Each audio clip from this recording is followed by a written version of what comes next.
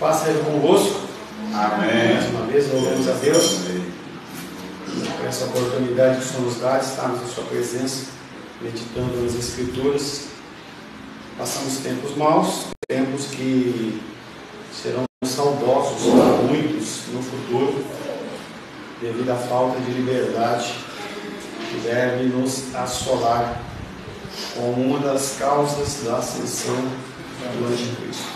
Mas enquanto gozamos dessa liberdade, nós precisamos aproveitar mais e mais da vontade e do cuidado e do ensino do Senhor.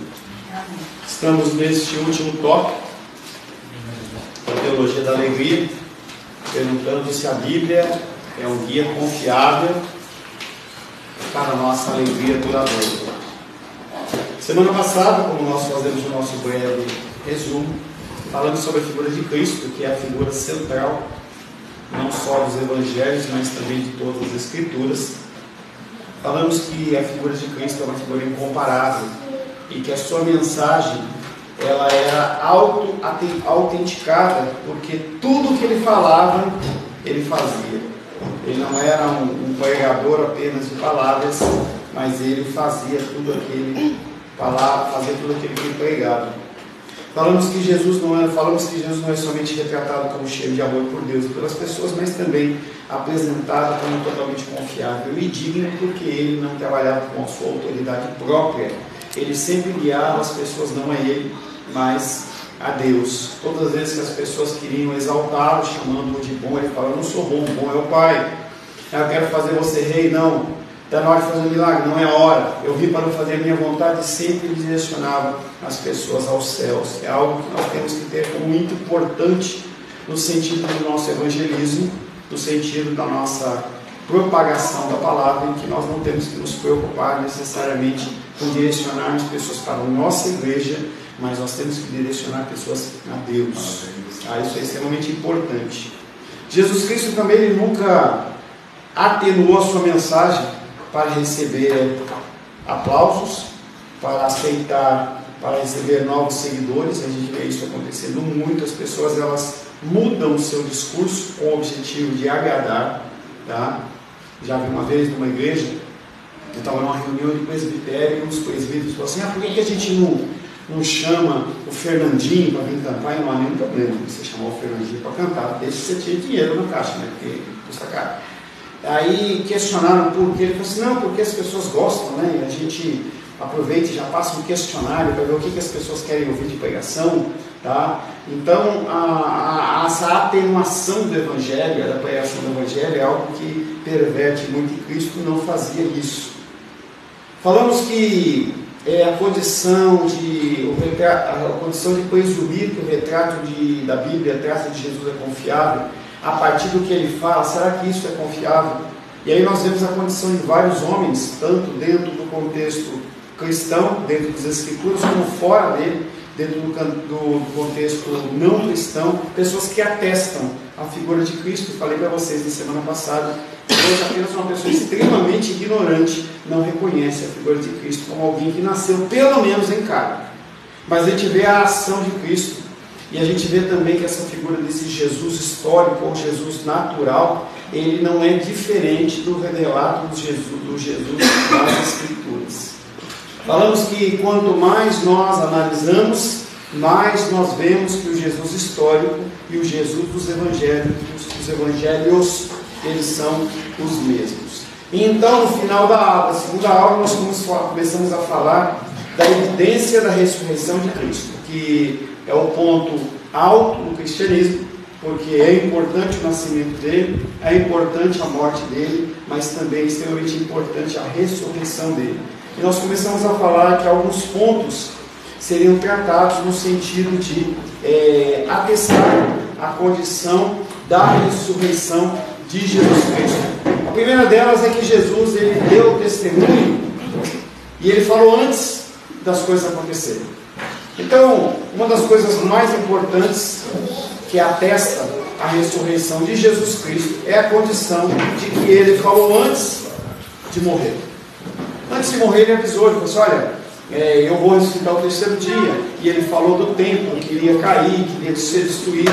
que aquele templo ia ser construído em 3 dias, e isso foi a última coisa que nós falamos na semana passada.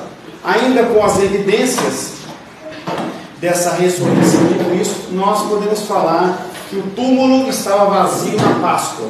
E independente do que o cristianismo fala, há 4 formas de nós podemos justificar essa condição de um túmulo vazio que estava vazio. Primeiro, é algo que as pessoas falavam, que era que os inimigos haviam roubado o seu corpo. Quando a gente vê o relato dos evangelhos, a gente vê bem a condição de quando as Marias vão lá para passar os óleos, os negócios, a preparação do corpo, eles encontram as pessoas e vão perguntando: você pegou o corpo? Se você pegou, aonde que você colocou? Então havia essa preocupação de que inimigos poderiam ter roubado o corpo. Mas, se esse fosse o caso, o que eles nunca afirmaram, eles certamente teriam mostrado o corpo. Se alguém realmente tivesse tentado eliminar a condição da ressurreição de Cristo como a base do cristianismo, roubamos, esse corpo ia aparecer em algum lugar.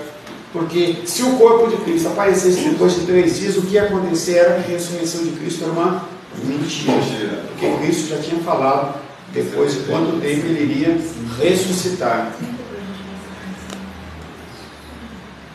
Se esse foi o caso, eles certamente teriam mostrado o corpo para deter a expansão bem-sucedida da fé cristã na própria cidade em que a crucificação aconteceu, mas ninguém pôde mostrar. Segundo, não foram os inimigos que roubaram, mas foram os próprios amigos que roubaram. Mateus capítulo 28.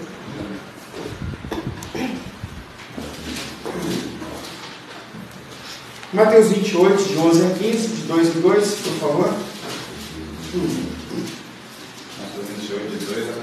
11 a 15. Lê 2 versículos? Lê 2, por gentileza. E retirando-se. Não. 28, 11. 28, 11.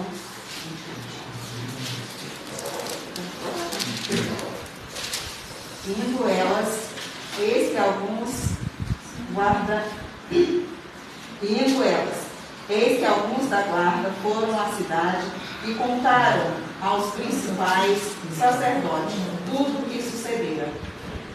Resumindo-se eles em conselho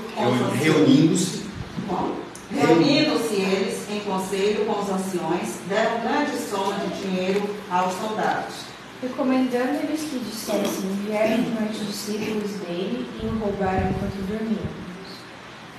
Caso isto chegue ao conhecimento do governador, nós o persuadiremos e vos poremos em segurança. Eles, recebendo o dinheiro, fizeram como estavam instruídos. Esta versão divulgou-se entre os judeus até o dia de hoje. Então, a condição que a gente vê da morte de Cristo, José de Arimateia e Nicodemos vão lá, pegam Cristo, levam para um túmulo que havia sido escavado na pedra, que ninguém havia sido usado, colocou-se lá, e os judeus olham para Pilatos e falam: olha, precisa colocar guardas lá, porque se não colocarem guardas lá, o que vai acontecer é, esse corpo vai sumir, e eles vão falar que ele ressuscitou. Beleza, vai lá os guardas, põe lá os guardas, rola a pedra devia ser alguma coisa em torno de 300, 400 quilos, não tenho noção, nunca pesquisei isso, e colocaram selos, aqueles selos que a gente vê em carta romana, ou em carta medieval, que o cara coloca o selo assim. Então eles colocar esses selos em volta da pedra, porque se alguém quebrasse aqueles selos, havia sido roubado. Então, quando acontece o advento da ressurreição de Cristo, o que acontece é, os caras olham, veem que está vazio o túmulo, e falam: meu, e agora? Eles vão lá para os sacerdotes e contam: olha, aconteceu alguma coisa, nós não sabemos o que fizeram, o que aconteceu, tá? Mas houve, realmente o corpo dele não está lá. Aí eles falam assim: porra, a gente sabia que eles iam fazer isso. Devem ter colocado um chá de santidade meio para vocês tomaram, dormiram, alguma coisa assim. Mas só é o seguinte: toma um pouco de dinheiro e fala para todo mundo que o que aconteceu ali foi que eles vieram, dominaram vocês, roubaram o corpo. Mas se o governador perguntar? Pode deixar que nós falamos com ele e nós vamos atestar a história de vocês. Será que isso é provável? Poderiam eles, discípulos, ter dominado guardas preparados junto ao túmulo? Será que naquele contexto eles colocaram qualquer guarda? Não. Provavelmente foi o BOP ou a SWAT, né? Entendeu? Não colocaram qualquer um, tá? Será que eles poderiam ter dominado os guardas junto ao túmulo? Muito difícil. E mais importante que isso, será que eles teriam começado a pregar com tanta autoridade que Jesus ressuscitou, sabendo que isso não era verdade? Será que a pessoa, iniciando o seu trabalho dentro de uma mentira, eles conseguiriam falar com autoridade, como eles estavam fazendo? Será que eles teriam arriscado a sua vida e aceitado ser açoitados? A gente vê isso em Atos o tempo inteiro. E eles se alegravam por terem padecido sofrimento em nome do Salvador. Será que se fosse baseado numa mentira eles teriam feito isso? Eu realmente duvido. Terceira explicação. Jesus não estava morto, apenas inconsciente quando o colocaram no túmulo. Então, tem aqueles remédios, né, que a gente vê nos filmes lá, o cara toma aquilo lá e fica parecendo que é morto lá, né? Ele acordou, removeu a pedra, dominou os soldados e desapareceu da história depois de alguns encontros com seus discípulos em que os convenceu de que tinha ressuscitado. Será que isso é uma possibilidade de um homem fazer isso? Entende que a realidade do sofrimento houve. Como que o corpo físico de Jesus poderia estar dentro do túmulo? Será que ele tem energia para fazer isso? Força? Então é uma coisa que... As mãos furadas para ele arrastar a pedra. É algo que nem os inimigos de Cristo tentaram seguir por esse caminho. E o quarto, ele estava obviamente morto. A pedra não podia ser removida de dentro por um homem que passara 6 horas pregado a uma cruz e fora perfurado lateralmente por uma lança. Então a realidade da quarta condição é que Jesus, ele ressuscitou. Isso era o que ele disse que aconteceria, isso é o que o Antigo Testamento falava que ia acontecer, e foi o que os discípulos disseram que aconteceu. Contudo, enquanto houver uma possibilidade remota de explicar a ressurreição de modo natural, as pessoas de hoje dizem que não devemos pular para uma explicação sobrenatural. Então as pessoas, elas sempre ficam procurando uma nova opção, uma nova ação, ou uma simples negação em relação à ressurreição de Cristo. Mas será que isso é razoável? Será que você simplesmente colocar a sua confiança em teorias da conspiração? Eu pessoalmente não acho. É claro que não queremos ser ingênuos, mas também não queremos rejeitar a verdade só porque ela é estranha. E aí, uma das condições da blasfêmia contra o Espírito Santo é exatamente apoiada nisso. Em você. Só por uma coisa ser estranha, você a rejeitar. A pregação do Evangelho, dentro do contexto da pregação expositiva, a teologia do pecado, da pecaminosidade do ser humano, dentro da sociedade, e você sabe disso, porque você veio de um contexto como eu, para nós, quando você tem o primeiro contato, ela é estranha. É loucura. Mas a palavra de Deus já diz que a palavra de Deus para aqueles que não são filhos é loucura. Então, a estranheza dos fatos não quer dizer que ela deve ser repudiada, sim que ela deve ser analisada, que é algo que eu sempre falo para vocês. Esteja onde você estiver, seja aqui ou em qualquer lugar, mesmo Moisés lá na sala da nossa terra, quando ele estiver lá fazendo o culto dos jovens lá, entendeu? Tem que medir o que está ouvindo. O que está ouvindo, em qualquer lugar que seja. Deixa ele, gente. Deixa ele. Não julga o irmão. Não julga o irmão. Entendeu? Olha, Alexandre aí. Acordou atrasado, meu irmão? É porque eu fui lá no São Paulo falar com Paulo. Então aí. Então a gente tem que entender que mesmo a coisa sendo estranha, nós temos que analisar. Nós temos que buscar fazer as coisas, entendeu? Sempre de uma maneira racional, porque nós não somos ameba, nós temos que sempre analisar as coisas. Temos de estar cientes de que nossos compromissos a essa altura são muito afetados por nossas preferências. Se você decidir não acreditar, tudo vai ser uma mentira. Em algum momento você tem que realmente deixar o seu coração ser quebrantado para a verdade, para que ela possa entrar realmente e tomar o seu coração. A água ela vai entrar. É como quando você tenta de alguma maneira impedir que um vazamento em qualquer lugar ele se espalhe. E a pessoa vai lá e coloca uma massinha, coloca um chiclete, passa uma fita, faz uma invenção, alguma coisa a água vai fazer para ela infiltrar em algum lugar. Então a palavra do Evangelho, ela, a partir do momento que você tem acesso a ela, ela entra em você e ela se infiltra de tal maneira que você não consegue sair desse contexto. Mas sim, nós somos afetados por nossas preferências, só um minuto. Ou pelo estado de coisas que resultaria da verdade e ressurreição, ou pelo estado de coisas que resultaria da falsidade e ressurreição. Ou seja, nós temos que ter a nossa mente guardada, mas sempre fiel, procurando alinharmos os nossos pensamentos com as Escrituras. O que está sendo falado, ele é racional? É passível de acontecer? Beleza. É como a condição de Mateus, em que ele começa com a genealogia.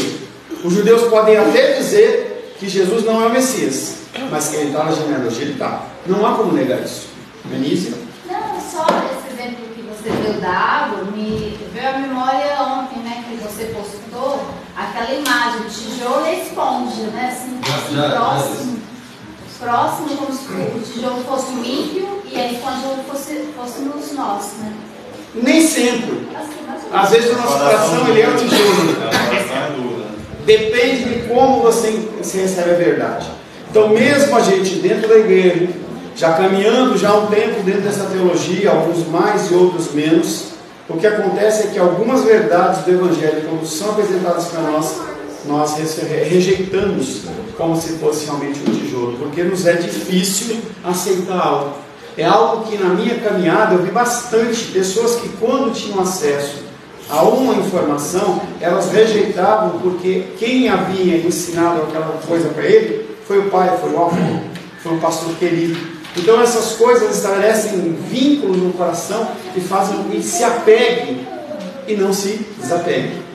Pastor, e completando, nós temos que sempre lembrar que para nós aceitarmos essa verdade, o mesmo poder que foi usado em Jesus para ressuscitar é utilizado em nós para que o nosso espírito se ressuscite, né? Então a gente fica excluindo, não, mas você não entende, mas é necessário um poder do alto que te ressuscite para entender essas verdades. Enquanto esse espírito não for ressuscitado, fica incomunicável o Evangelho. Sem isso, não há possibilidade ínfima de você reconhecer o Evangelho. Apenas a menos que seja de uma forma moral. Pessoas aceitam o Evangelho de uma forma moral? Sim. Estão nas igrejas, levantam as mãos aos céus.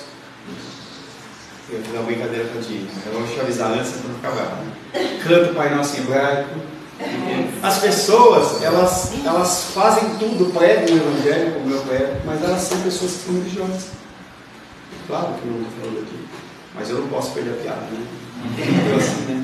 Entendeu? Então a gente tem que entender que a religiosidade ela é diferente do verdadeiro cristianismo. O verdadeiro cristianismo é aquele que é alcançado através do Espírito Santo, não tem outro. Se a mensagem... Mas a religiosidade é necessária ou não? Depende. O problema não é você ser religioso ou não. Se você pensar em religiosidade no sentido de buscar a fidelidade às Escrituras e a doutrina do culto, não há problema. O problema é você querer engessar isso de uma tal forma que nada possa ser mais. Por exemplo, quando a gente pensa na congregação cristã, se você pensar em que se a pessoa tiver sem o véu lá, entendeu? Ou na Assembleia de Deus, que é mais, vamos ao nosso campo. Se o cara tiver de terno, ele é ungido, senão ele não é. Ele é mundano. As pessoas pensam dessa maneira. Tá? Eu nunca convivi dentro do ambiente de Assembleia de Deus, mas eu já vi muitos irmãos falando sobre isso. Em que se você não tiver numa condição em que é aquele padrão, mulheres sem maquiagem, cabelo grande até assim, se você não tiver nesse padrão, você não é santo. Aí religiosidade pecaminosa. Mas se você pensar nessa condição da religiosidade no sentido de manter os valores cristãos que a palavra de Deus ordena, entendeu? Santa ceia, pão e vinho, pão e suco de uva, uma vez por semana, uma vez por mês, uma vez por ano, não põe hambúrguer, não põe Coca-Cola, não inventa nada, aí realmente você isso daí é um entendimento dessas igrejas, por exemplo, eles encontram um versículo bíblico para respaldar esse comportamento. Mas aí que está. Você pode encontrar qualquer versículo bíblico e distorcê-lo para você encaixar na sua verdade. Que em um aspecto é o que os advogados fazem. Entendeu? O que o advogado faz? Ele pega a lei, tá? Ela foi escrita, quando o cara idealizou a lei, ele pensou numa forma. Tá? Mas o que acontece é que, diferente das escrituras, há a possibilidade de você ter várias interpretações, porque é uma lei que não é inspirada por Deus, mas é uma lei inspirada por homens. E por ser assim, não estou falando que está errado, estou falando para você que é assim que você pega. Eu pego aquilo ali, eu tento de alguma maneira fazer com que aquilo seja válido para você. Então, o namorado da minha irmã lá em São Paulo, por exemplo, ele tem um problema de coluna, né? Então de vez em quando dá umas travadas, mas é um cara jovem, entendeu? O cara joga futebol, o cara vai para Israel jogar futebol. Quem você quer falar ou você está querendo? Não, tá? Aí você levantou a mão assim, não sei se você estava falando que era você que era o bonito jovem, entendeu também? E aí tem uma lei, entendeu? Que você, dependendo da deficiência sua de coluna, você tem direito de tirar um carro com desconto, que é o caso, por exemplo, que a Ludinha tem. Então ele foi lá, entendeu? Fez todos os exames, apresentou, o médico olhou para ele e falou assim: você está querendo tirar? E o cara achou ruim. Mas aquela lei, ela dá abertura para ele. Se uma pessoa tem essa doença, apresenta tais documentos, ele está liberado para receber esse tipo de coisa. Então a gente tem que entender que a lei dos homens... Calma, filho, já vou te dar uma oportunidade. Entendeu? A lei dos homens, ela dá essa oportunidade de você ter desvios, de você ter novas, como é que eu vou dizer, dar um novo sentido para ela. Mas a lei de Deus não. A lei de Deus, ela é estrita em relação àquilo que está sendo falado. Fala. Para a gente ter um discernimento, para não estar sendo uma pessoa muito religiosa, ou por apenas estar buscando só por ser moral, ou ter um discernimento para saber se é algo espiritual mesmo, para não ficar enganado, é só através do Espírito Santo mesmo, ou a gente, de acordo com o que a gente vai conhecendo, vai lendo, vai aprendendo, isso vai ficando claro para a gente. De acordo com o seu esforço, você vai ter discernimento espiritual? Sim ou não? Sim. Conhecereis a palavra. Se não for através do Espírito Santo, você vai ser religioso.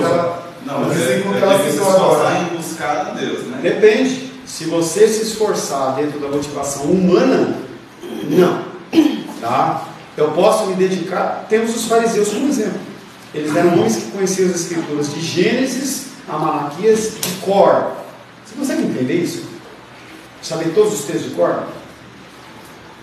E eles sabiam.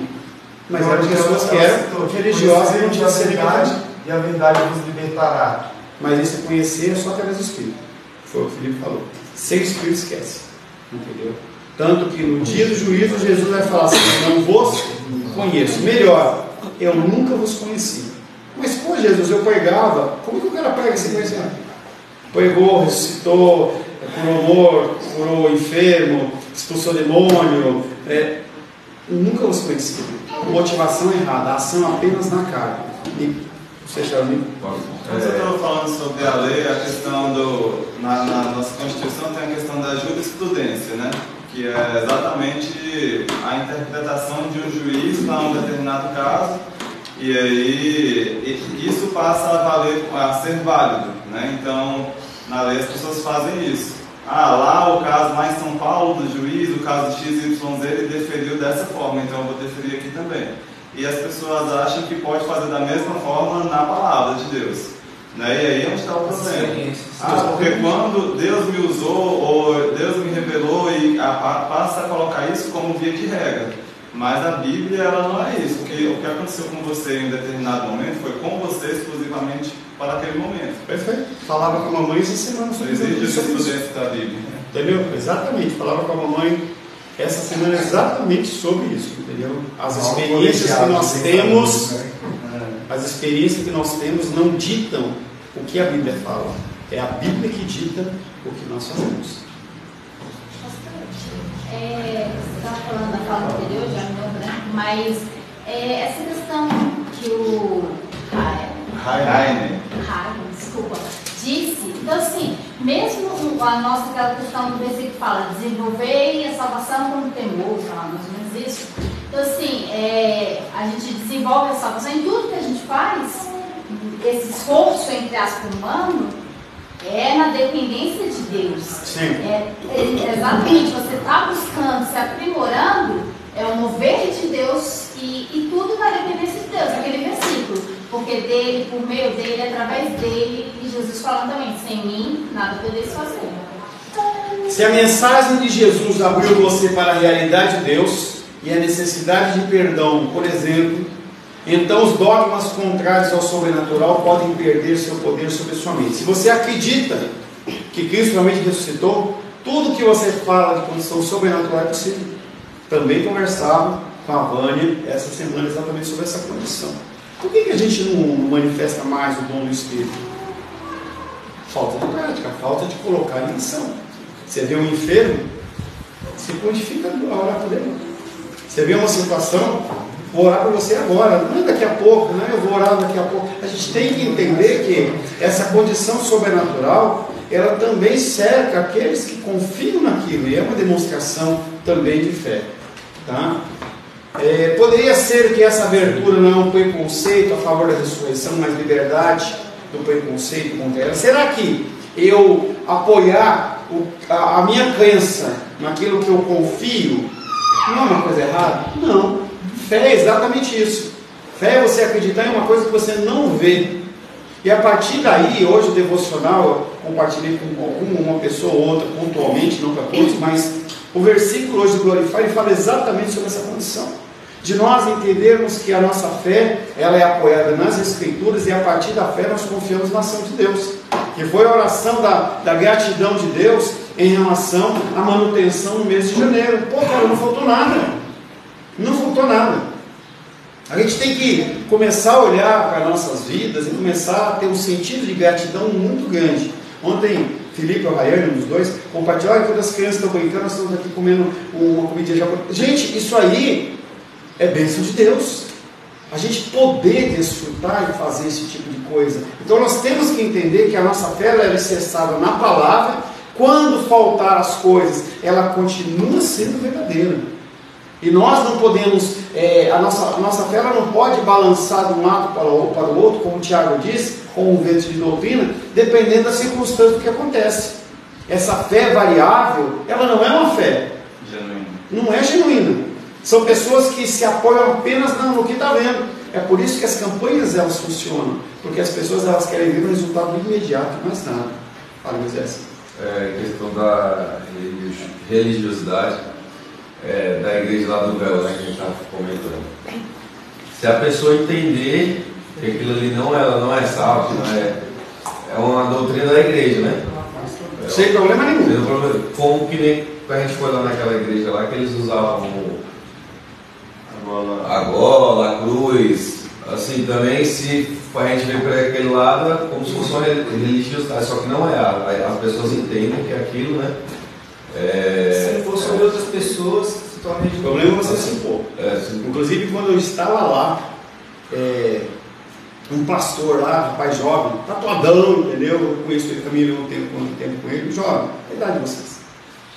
Ele, quando viu eu de gravata, ele olhou para mim e falou assim: ei, cara, e essa religiosidade aí?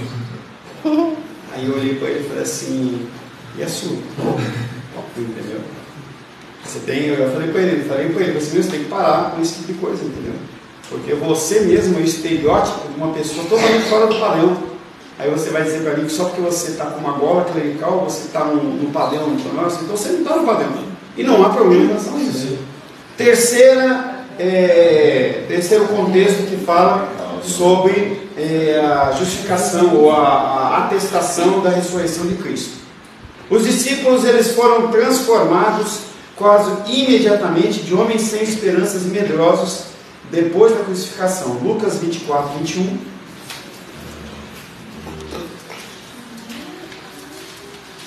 É 20? 4, 21. 24 e 21. Capítulo 24, verso de número 13. Ora, nós esperávamos que fosse ele quem havia de redimir a Israel. Mas depois de tudo isso, é já este o terceiro dia desde que tais coisas sucederam. Então, havia uma dúvida e aqueles homens estavam sem saber se realmente ia acontecer. Entendeu? Havia a promessa, Cristo morreu, como tinha dito, passou por tudo conforme tinha dito, e eles estavam aguardando a ressurreição. Já passou 3 dias. E aí? João 20, 19.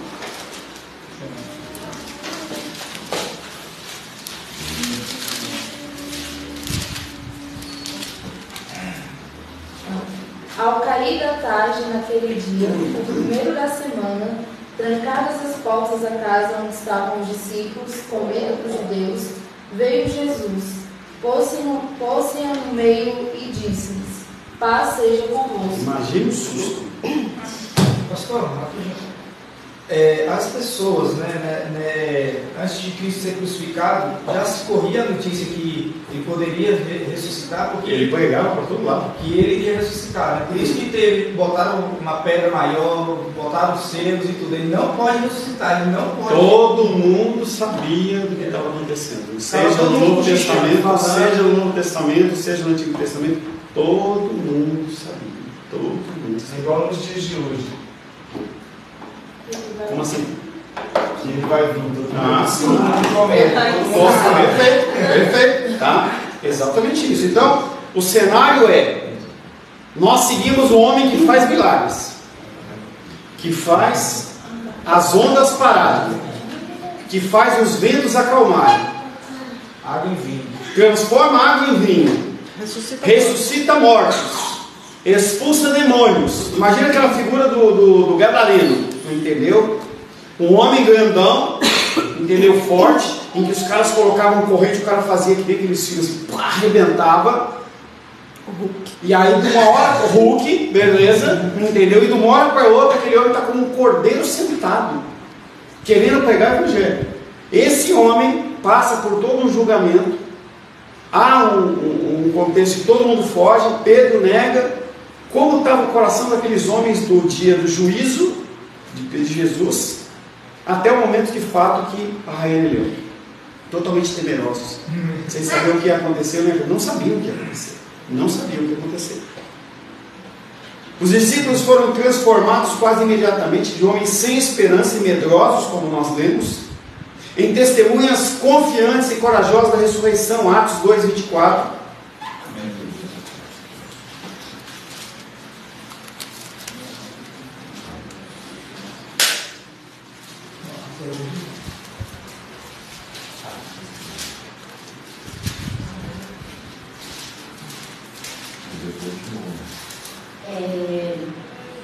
Ao qual, porém, Deus ressuscitou, rompendo os grilhões da morte, poupando, não era possível, fosse ele retido por ela.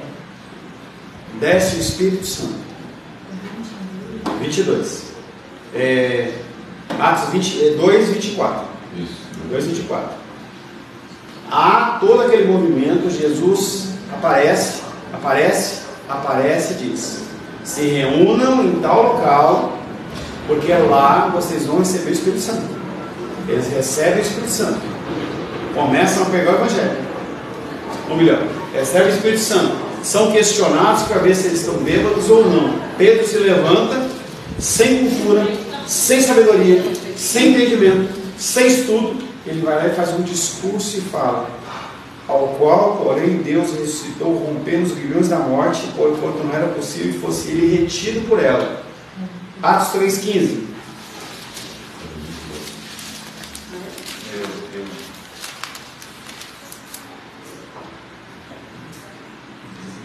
Cessaste, matastes o autor da vida, a quem Deus ressuscitou dentre os mortos, do que nós somos testemunha.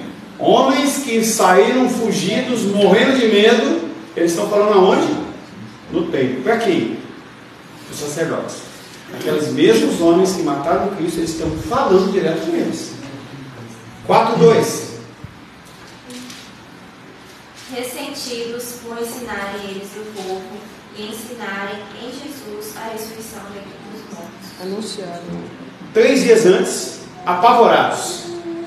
3 dias depois, cheios do Espírito Santo. pregando em todo lugar. E quando apanhavam, se alegravam. Que alegria em apanhar, em tomar açúcar. Esse era o contexto. Sua explicação era que tinham visto a Cristo ressurreto e recebido a autorização para serem suas testemunhas. Atos 2,32, ele fala assim: não importa, não é possível eu ouvir algo e não contestar. Não tem como eu ter ouvido e vivido isso e deixar de falar. Sacerdotes, nós reconhecemos vocês como testemunhas, mas nós temos uma autoridade. Importa obedecer a Deus do que aos homens. A explicação divergente mais popular é que a sua confiança fora causada por alucinações. Há numerosos problemas com tal noção. Por um lado, alucinações, via de regra, são algo particular, mas Paulo escreve em 1 Coríntios 15,6 que Jesus foi visto por mais de 500 irmãos de uma só vez, dos quais a maioria sobrevive até agora. Então, quando Paulo ele fala em Coríntios, entendeu? Que não era uma coisa nova, e não era uma coisa que só eles tinham visto, porque quando você pega qualquer religião dessas, pega Mormons, vai lá, pega. Qual foi a revelação dos Mormons? Ah, um anjo apareceu para mim. Para quem? Não, só para mim. E religião tal? Não, foi só para aquele cara. Aqui nós estamos falando de mais de 500 pessoas. Entenda que o contexto é patriarcal, não se está falando de mulheres e crianças. Aqui quando a gente fala de um homem que seja casado, quando se fala de homem, naturalmente ele é casado, a regra é, passou de 15 anos, ele tinha que casar e constituir uma família. As famílias eram famílias de pelo menos 10 pessoas, entendeu? Nós estamos falando de mais de 5.000 pessoas, que ouviram relatos, se não em primeira instância, em segunda instância. Será que eles ficaram quietos? Será que não falou com ninguém? Será que não comentou com ninguém? Será que ficou ali? Que isso, gente? Eles saíram falando para todo mundo. Pô, você já ouviu essa história? Já ouviu essa história? Já ouviu essa história? A gente estava, eu e o Rosângela, no mercado, lá no Pão de Açúcar. Aí tinha um cara lá, um senhor, ele devia ter uns 65, entendeu? Ele estava meio alcoolizado. E aí, quando nós entramos no mercado, normalmente eu vou lá nos vencidinhos, né? De vez em quando eu mando a foto pro Felipe e tal, né? Aí, só para dar uma cutucada. E aí a Rosângela vai lá pro lado das frutas. Quando ela encostou ali, o cara encostou, fiquei olhando, né? Começou a conversar e tal. Aí a Rosângela acabou de conversar com ele, ele veio aqui, falou comigo e contou a mesma história. Ele falou: cara, ontem eu estava na rua e uma mulher, ela coroou, e eu fiquei querendo entender o coroar, né? Aí eu entendi que era gravidez, né? A mulher coroou e ela deu a luz no meio da rua. Cara, eu vi o neném nascer, eu tenho que falar isso para todo mundo, porque eu estou cheio de... Ele começou... E aí, ele falou para quantas pessoas no mercado? Todas! Todas! Nós ficamos no mercado em torno de 40 minutos. Todas as pessoas que ele encontrou, idoso, até pessoas da idade da Helena, ele parava e contava a alegria. Você acha que o cara teve uma experiência como essa, de ver Cristo subindo aos céus, entendeu? Aí o cara passava aqueles aros, né, para ver se não tinha nenhuma porta assim, né? Ele subiu, os caras ficaram olhando. Você acha que eles não falaram? Além disso, ou melhor, é que mais de 500 irmãos de uma só vez, eles estavam disponíveis para serem questionados. Além disso, os discípulos não eram ingênuos, mas céticos e desconfiados, tanto antes como depois da ressurreição. O que acontece com Tomé? Que ele não está na primeira ressurreição, na primeira visita. Eu só acredito se eu colocar a mão no buraco das mãos. Eu só acredito se eu colocar a mão onde foi furada uma lança. Então aqueles homens, eles não eram crentes, eles eram descrentes, como eu e você. Nós adoramos a Deus. Deus é tão lindo. A gente vai ver o louvor hoje. Os caras oram, vê a cara, faz aquelas caretas assim, né? Chora, entendeu? Aí faltou 10 reais para pagar a conta da Caesb. Oh Deus, onde tu estás? Entendeu? A fé fica só. Eles eram iguais. Eram pessoas desconfiadas. Moisés. Será que naquela hora que Jesus estava subindo, teve pessoas que até duvidou que ele não era Jesus? Não era. Poderia. Quando Jesus Cristo ele veio caminhando nas águas, os discípulos não acharam que ele era fantasma? Isso aí é coisa maligna. Entendeu? É uma visão natural. Eu vou voltar lá no começo, quando... Lá no começo aonde? Na oração? Na palavra. Quando o Senhor falou sobre que os seguranças lá, eles mentiram, né? E ludibriaram lá até o imperador. Quando Jesus subiu ao céu, que aconteceu todo esse movimento, eles não puderam mais manter essa mentira, essa versão. Né? Eles sumiram com eles. Eles não ficaram. Eles só lançaram. Você sabe muito bem que uma fake news bem lançada, ela perdura por muito tempo, entendeu? Então o cara lança a mentira e eles sumiram. Aquele dinheiro que eles receberam, eles saíram de cena. Eles não ficaram mais no contexto ali para ficar sendo questionados. Até estrategicamente não seria correto fazer isso, porque alguém poderia até pagar mais para eles.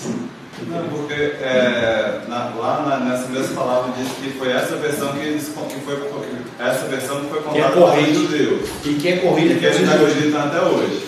E quanto a esse evento de Jesus sendo transladado, subindo aos céus e tal, o que acontece é que as pessoas calam.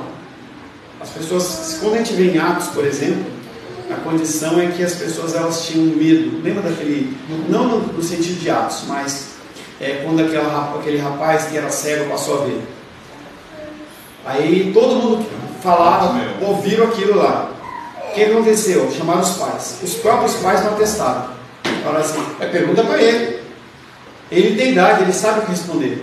E aí veio um comentário, porque havia ordenança de qualquer pessoa que atestasse no nome de Jesus fosse expulso da sinagoga. As pessoas tinham medo.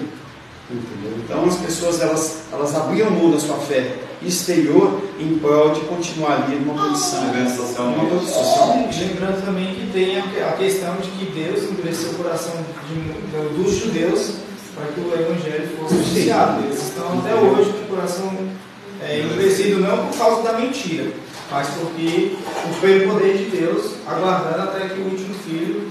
Porque quando você fala da condição de Cristo, ela não é uma condição fácil dentro do contexto judaico-cristão. Não é uma coisa fácil.